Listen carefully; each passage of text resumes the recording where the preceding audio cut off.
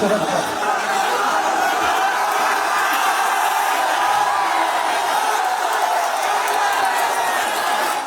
একজন নারীকে এই মাহফিলের অতিথি করা হয়েছিল। It is not appreciated. মুসলমানদের দেশে আমাদের মাহফিলের সভাপতি হবে একজন সুনামধন্য যোগ্য আলেমের সন্তান অথবা যোগ্য আলেম।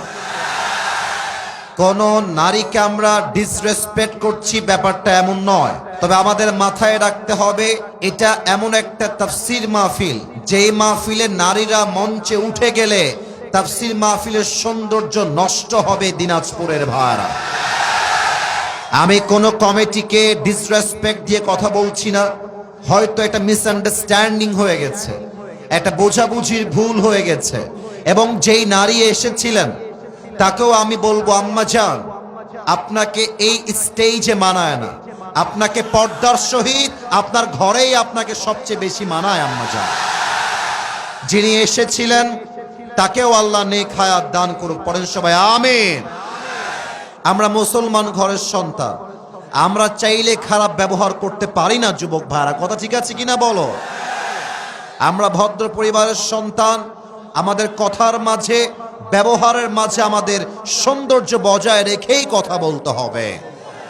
আমরা মানুষকে সম্মান দিয়ে কথা বলতে শিখেছি, আমরা মানুষকে অসম্মান দিয়ে কথা বলতে পছন্দ করি না, ঠিক কিনা বলেন? তবে আমরা চাইব, বাংলাদেশ যেহেতু সেকেন্ড টাইমের জন্য স্বাধীন হয়েছে, এই বাংলাদেশের তাফসীর মাহফিলে সভাপতি হবেন একজন আলেম। কোন সুদখোর, ঘুষখোর, বাটপার, জালেম মাহফিলের সভাপতি হওয়ার কোন যোগ্যতা তার নাই। আল্লাহ আমাদের সবাইকে বোঝার তৌফিক দান করুক, পড়েন সবাই আমিন। এবং আমি আজকের এই মাহফিলে যা দেখতে পাচ্ছি, আমার এই ডানে, আমার এই সামনে, আমার এই বামে, আমার মন বলছে আজকের এই মাহফিলে যত অডিয়েন্স এসেছে, আমার যদি ভুল না হয়, আজকের মাহফিলে 90% বেশি কলিজার টুকরা যুবক ভাই আজকের মাহফিলে এসেছে।